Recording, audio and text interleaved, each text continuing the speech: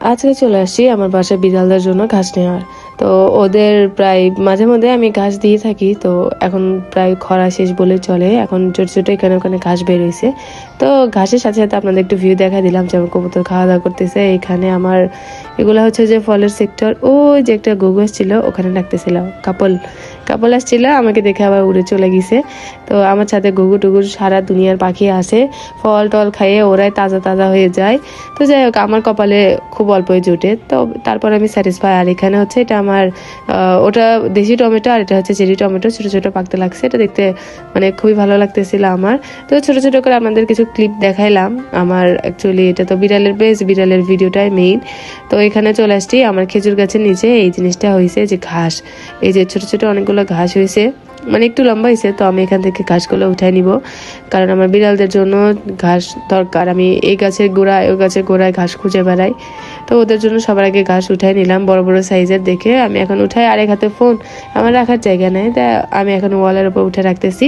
একে একে আমি সব ঘাস উঠে নিব বড় সাইজ দেখে। আবার একবারে বেশিও নিব না, একবারে বেশি নিলে কি হয়, ওরা তো একবারে অনেকগুলা খায় না, শুকিয়ে যায়, নষ্ট হয়ে যায়। তো আমি অল্প করে নিয়ে যাই, যেগুলো বড় হয়েছে অল্প পরিমাণে নিয়ে যাই, ওরা খেয়ে আবার কিছুদিন পর এই ছোটগুলো আবার যখন বড় হবে তখন আবার নিয়ে যাব। ভাই, আমার মানুষ ঘাস তুলে ফেলে দেয়, আমার ঘাস চাষ করতে হয়, ঘাস খুঁজে বেড়াইতে হয়, মানে এখানে ওখানে আমার ঘাস খুঁজতে হয়। মানে কি ভাই, না পালি গরু, না পালি ছাগল, পালি এক বিড়াল, তাদের জন্য আমার ঘাস খুঁজতে হয়, এটা ভাবা যায়? তো যাই হোক, আমি এতটুকু ঘাস কালেক্ট করছি, এর বেশি নিব না, কারণ এর বেশি নিলে ওরা ওয়েস্ট করবে। কোনো দরকার নাই, যে ঘাসগুলো হচ্ছে ওগুলো বড় হোক। তো আমি ঘাস নিয়ে সোজা চলে যাচ্ছি, যে ঘাসগুলো ধুয়ে নিতে হবে, কারণ নিচে মাটি লাগে আছে, এগুলো ধুয়ে না নিলে হবে না।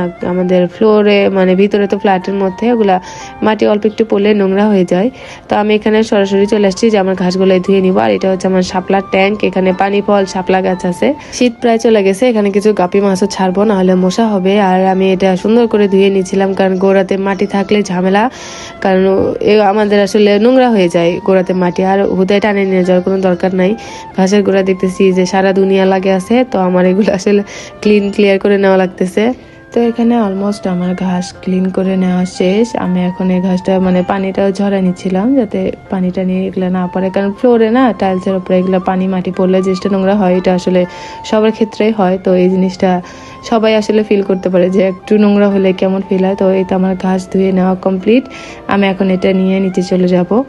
নিচে আসতে না আসতে সিঁড়িতে আমাকে চেরি আটকাইছে, চেরি দেখছে আমার হাতে ঘাস, ও এখন আমার পিছু লাগছে। আর এই যে ছোট আন্ডা বাচ্চা, এদের মধ্যে না আমার একটা ঝামেলা, কখন যে পায় নিচে পড়ে, শোলেগুলো একদম। আর এখানে কলি দেখে, কলি মানে দেখতেছি যে কি আনছি, কলি খুবই পছন্দ করে ঘাস।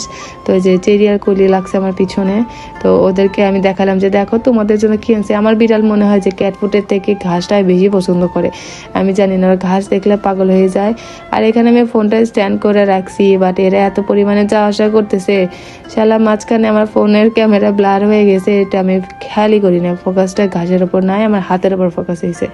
তো যাই হোক, আমি অনেক কষ্টে দড়িটা বেঁধে দিচ্ছিলাম, আর এই বাটু নিচ থেকে বারবার দড়ি টেনে ধরতেছিল, আর কলি উপর থেকে খাওয়া শুরু করে দিছে। আর নিচে এই বাটু মনে করতেছে যে কি খেলা রে বাবা, খেলতে হবে।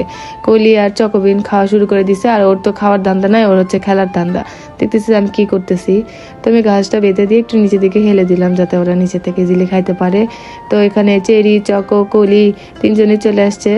জুসি লিয়ানা আসে নাই, তবে ওরাও খায়, এখানে ভিড় কমে গেলে ওরাও আসবে। আর এই শোলে দুটা হুদি ভিড় বাঁকাইছে, ওরা এখন খেলতেছে, মানে খেলবে এটা কি, ওরা তো খাওয়া বুঝে না, কিছু বুঝে না, ওরা এখন খেলা বুঝে। তো যাই হোক, এই হচ্ছে আমার বিড়ালা ঘাস পেয়ে অনেক খুশি হয়ে গেছে, ওরা মানে খুবই পছন্দ করে ঘাসটা। আর ঘাসটা খুবই হেলদি, যার কারণে এটাতে আসলে বেশি খাইলেও কোনো সমস্যা নাই, মানে কোনো প্রবলেম নেই, সাইড ইফেক্ট নাই বলেই চলে। তো এদিকে এই যে শোলা সে বিরক্ত করতেছে, আমি ওকে নাড়াচ্ছি যে কি হয়েছে, খাইতে এসছো, ঘাস খাবা? তো যাই হোক, এইভাবে আপনারা আপনাদের ক্যাটকে ঘন ঘন ঘাস খাওয়ান, বাচ্চারা পেটের নানা রকম সমস্যা থেকে সুস্থ থাকবে ইনশাল্লাহ। তো টাটা, আল্লাহ হাফেজ।